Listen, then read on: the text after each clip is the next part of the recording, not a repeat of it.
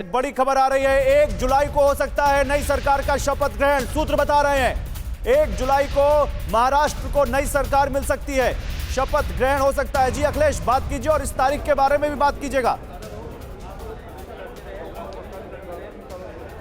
जी बिल्कुल, ये गणेश नाइक जी हमारे साथ हैं। इन्होंने भी शिवसेना छोड़ी थी, इन्हें भी काफ़ी चीज़ें झेलनी पड़ी थी उस वक्त शिवसैनिकों की। सर, आप थोड़ा एक्सपीरियंस बताइए जब आपने शिवसेना छोड़ी थी। नहीं, मुझे कल भी डर नहीं था, आज भी नहीं और कल भी नहीं रहेगा।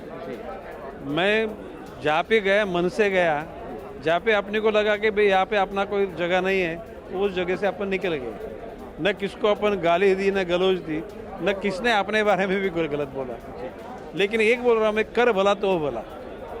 अच्छे विचारधारा के साथ सभी धर्म, जात, पंथ, वर्ण, वर्गों को लेके इंसानियत के रास्ते से चलने का रास्ता पक्का पकड़ो तो मन की शांति मिलती है। I am happy with my life. Sir, अभी फ्लोर टेस्ट तो नहीं होगा, तो अब सरकार बनाने का दावा पेश होगा।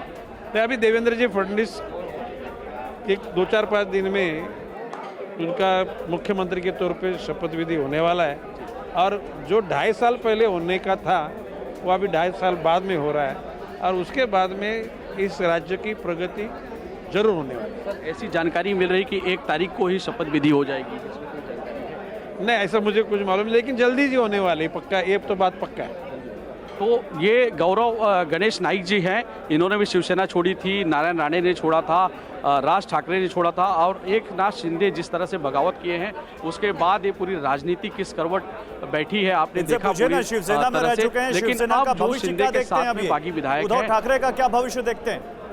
जी जी सर, अभी शिवसेना का क्या भविष्य आप देखते हैं उद्धव ठाकरे? नहीं, अभी देखिए बात ऐसी कि आत्मचिंतन करने की हर एक को जरूरत है, और इतिहास में अपने से क्या गलत हुआ, क्या सही हुआ, उसका अंदाज लेके आगे राजनीति की दौर संभालनी चाहिए। पार्टी उनकी कहाँ तक अभी क्या? नहीं, अभी देखिए बात है, पार्टी को भी कौन सी खत्म नहीं होती, प्लस माइनस तो होते जाता रहती। जो गलतियां हुई, यदि हुई होगी तो खुद को महसूस हुआ तो, और वो यदि अपना मन बोलेगा अपना ये गलत हुआ, तो आगे चल के सुधर जाएगा। जी, इनका साफ कहना है कि इन्हें आत्मचिंतन करने की जरूरत है, और इनकी पार्टी खत्म नहीं होती, पार्टी चलती रहती है।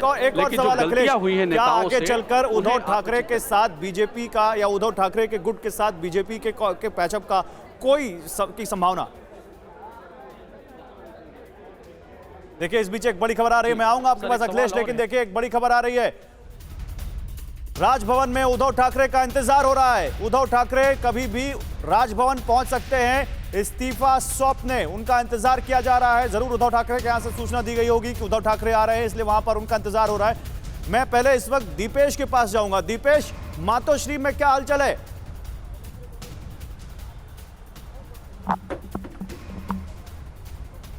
जी, मातोश्री में फिलहाल नेताओं के आने का सिलसिला जो है वो बदस्तूर शुरू ही है, और यहाँ पर तमाम नेता जो शिवसेना के हैं, मुंबई के खास करके, वो आ रहे हैं। महाराष्ट्र के बाहर से आने के लिए कुछ लोग निकल चुके हैं जो यहाँ पे किसी भी वक्त पहुँच सकते हैं। मुख्यमंत्री उद्धव ठाकरे,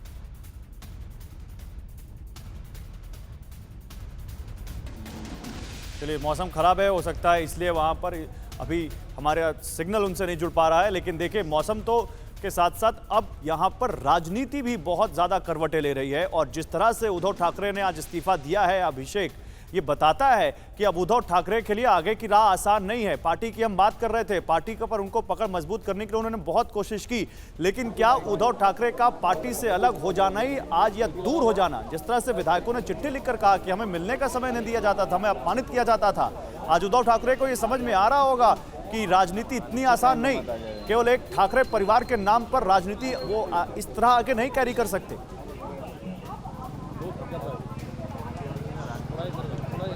देखिए, उद्धव ठाकरे, सबसे बड़ी बात यह है कि उद्धव ठाकरे वैसे भी जो इलेक्शन हुआ था, जो चुनाव के नतीजे आए थे, उस चुनाव 2.5 साल पहले की बात कर रहा हूँ, उसमें भी वो बीजेपी के काफ़ी नीचे थे, काफ़ी संख्या उनकी कम थी। तो ऐसे में वो करीब आधे का फासला था। तो ऐसे में ये पहले ही उनके सामने एक बड़ा चैलेंज था कि उनकी पार्टी, जो बाला साहब के समय में नंबर 1 की पार्टी हुआ करती थी, सरकार मुख्यमंत्री उनका हुआ करता था, डिप्टी सीएम बीजेपी का हुआ करता था, वो उसको रिवर्स करने की जगह वो अपनी ही वो जो उनके सहयोगी थे उनको ही वो खोते हुए चले गए। तो ये उनके सामने वाकई बड़ा संकट है कि अब उनके साथ एकनाथ शिंदे बहुत बड़े ठाणे में के वो बड़े छत्र माने जाते हैं, उनका कई जगहों पर बड़ा प्रभाव, इस तरह के कई बड़े उनको साथी उनके मंत्री वो उनका साथ छोड़ करके जा चुके हैं। उनके साथ अब संजय राउत हैं, उनके साथ अब आदित्य ठाकरे, उनके साथ अब विनायक राउत है, इस तरह के नेता उनके साथ रह गए हैं। ये वही नेता हैं जिनसे कि काडर नाराज था, जिनसे कि विधायक नाराज थे, जो दीवार बन गए थे उद्धव ठाकरे और उन विधायकों के बीच में। अब वही उद्धव के चारों ओर बचे हुए हैं, इसलिए चैलेंज ये वाकई बहुत बड़ा है। बिल्कुल, काफी बड़ा चैलेंज है उनके लिए और ये देखना होगा कि इस चैलेंज से कैसे वो आगे निकलते हैं और कैसे पार्टी पर अपना फिर से क्लेम करते हैं। अखिलेश, बात कीजिए ना इसी बारे में कि आखिर उद्धव ठाकरे की पकड़ शिवसेना पर क्या ढीली हुई और क्या उसी का असर है ये?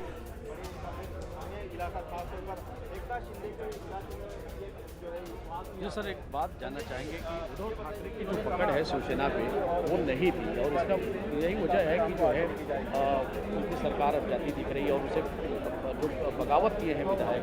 नहीं, देखिए बात ऐसी है कि अपने साथी लोगों को मन से यदि अपन प्यार करें, उनके मन की बात सुने और अपने मन की बात बताए, तो कौन सा भी कारोबार, परिवार हो या कोई कंपनी हो या कोई ऑर्गेनाइजेशन हो या पार्टी हो, बात ऐसी, मैं तो इतना बोल रहा हूँ कि जहाँ पे भी फेलियर हो जाता है तो आत्मचिंतन की जरूरत होती है। आत्मचिंतन करने के बाद उसमें से रास्ता निकलता है। दिक्कत यही आ रही थी कि वो मिल नहीं रहे थे विधायकों से, मंत्रियों से। अभी देखिए बात ऐसी, मिलते थे नहीं मिलते मुझे मालूम नहीं, लेकिन अपना क्या गलत हुआ वो खोजने के अखिलेश, इनसे पूछिए एकनाथ शिंदे को क्या पद दिया जा सकता है? एकनाथ शिंदे की क्या जगह होगी नई सरकार में? खत्म नहीं होती बीजेपी सरकार में एकनाथ शिंदे की क्या जगह होगी? एकनाथ शिंदे को क्या पद दिया जा सकता है? मैं अभी जाना था, अभी वो अभी मुझे नहीं मालूम जी। प्लीज इस पर ये टिप्पणी नहीं कर रहे हैं गणेश नाइक जी। उनका कह रहा है कि इस पे मैं टिप्पणी नहीं करूंगा, लेकिन जहां तक अगर एकनाथ शिंदे बीजेपी के साथ आते हैं पूरे विधायकों को लेकर तो डिप्टी सीएम का पद उन्हें दिया जा सकता है, ऐसा सूत्र बता रहे थे।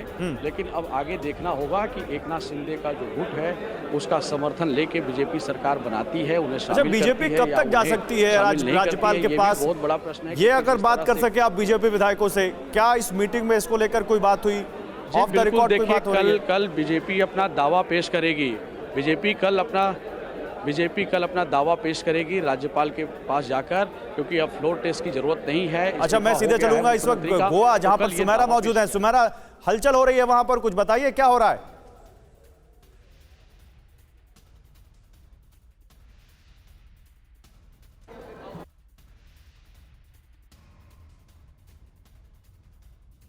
सुमेरा, आवाज आ रही है? लग रहा है सुमेरा तक आवाज नहीं आ रही। अभिषेक, क्या हो रहा है राजभवन में? बताइए इस वक्त राजभवन में क्या हो रहा है? देखिए, अभी यहाँ पर मिलिंद नार्वेकर पहुँचे हुए हैं, उद्धव ठाकरे के बेहद ही करीबी। और अभी हम आपको यहाँ पर देखिए अभी जो हलचल है यहाँ पर खासी बढ़ गई है और अनिल परब भी साथ में उनके पहुँचे हुए हैं। तो अनिल परब, मिलिंद नार्वेकर, ये लोग यहाँ पर पहुँच गए हैं और उद्धव ठाकरे का इस्तीफा लेकर के लोग यहाँ पर पहुँचे हुए हैं जी। तो क्या ये मान सकते हैं अभिषेक कि अनिल परब और मिलिंद नार्वेकर जिस तरह से आए हैं, क्या वो उद्धव ठाकरे का इस्तीफा लेकर आए हों और चिट्ठी और सौंपने जा रहे हो, या फिर उद्धव ठाकरे की पहुंचने की उम्मीद है वहां? देखिए, मिलिंद नार्वेकर जो हैं वो उद्धव ठाकरे के पर्सनल सेक्रेटरी हैं। उनका आने का मतलब ये है कि वो इस्तीफा लेकर के आए होंगे, इस बात की पूरी संभावना है। नीलम गोरे भी उसमें साथ में थी, उस गाड़ी में शिवसेना की वरिष्ठ नेता हैं। तो मिलिंद नार्वेकर का होना ये बताता है कि उम्मीद इसी बात की है कि वो इस्तीफा लेकर के यहाँ पर आए हों। अभी कुछ देर में ये क्लियर हो जाए। मतलब ये हो सकता है कि उद्धव ठाकरे ना आए हों, उन्होंने अपना दूध भेजा हो और वो राज्यपाल को उनका इस्तीफा सौंप दे। बिल्कुल, देखिए ये तस्वीर हम अपने दर्शकों को लगातार दिखा रहे हैं। तस्वीर अपने दर्शकों को लगातार बिल्कुल। परब की गाड़ी अंदर दाखिल। और देखिए, मैं आपको यहाँ की तस्वीरें दिखा रहा हूँ एक बार। अनिल परब, जिनके बारे में मैंने पहले भी कहा था कि अनिल परब आने वाले हैं। अनिल परब, मिलिंद नार्वेकर और साथ में नीलम गोरे, ये 3 नेता हैं जो भीतर गए हैं। आपको यहाँ पर दिखाई पड़ रहा है किस तरह से पूरा ब्लॉक कर दिया गया है इस रास्ते को, और यहाँ पर हलचल बहुत तेज़ है। अभी कुछ ही देर में बाहर आएंगे और ये क्लियर हो जाएगा। इस बात की पूरी संभावनाएं हैं कि ये लोग इस्तीफा लेकर के आए हैं और यहाँ पर राज्यपाल को इस्तीफा सौंप दिया जाए। जाहिर सी बात है, क्योंकि थोड़ी देर पहले मातोश्री पहुंचे अनिल परब, वहां उन्होंने उद्धव ठाकरे से मुलाकात की और उसके बाद अनिल परब जो उद्धव ठाकरे के सेक्रेटरी हैं मिलिंद नार्वेकर, उनके साथ और शिवसेना के कुछ और बड़े नेता पहुंचे हुए हैं राजभवन और उद्धव ठाकरे उनके साथ नहीं हैं। तो ये लगभग तय माना जाए कि उद्धव ठाकरे का इस्तीफा लेकर आए हैं ये सारे नेता और पहुंचे हैं इस वक्त राज्यपाल के पास, जहां वो उनको इस्तीफा सौंप रहे हैं। वो बाहर आते हैं और कुछ कहते हैं इस बारे में तो हम आपको दिखाएंगे, लेकिन अखिलेश के पास चलते हैं। अखिलेश, उद्धव ठाकरे का इस्तीफा संभवतः पहुंच गया है राज्यपाल के पास, अब बीजेपी की तरफ से कोई इस पर प्रतिक्रिया?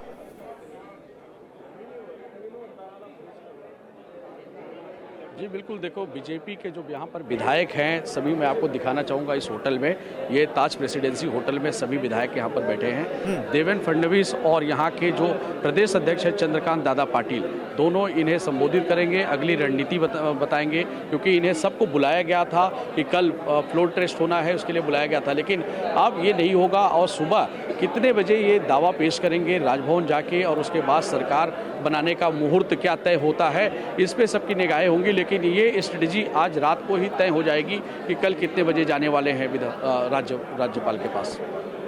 जी गौरव, तय है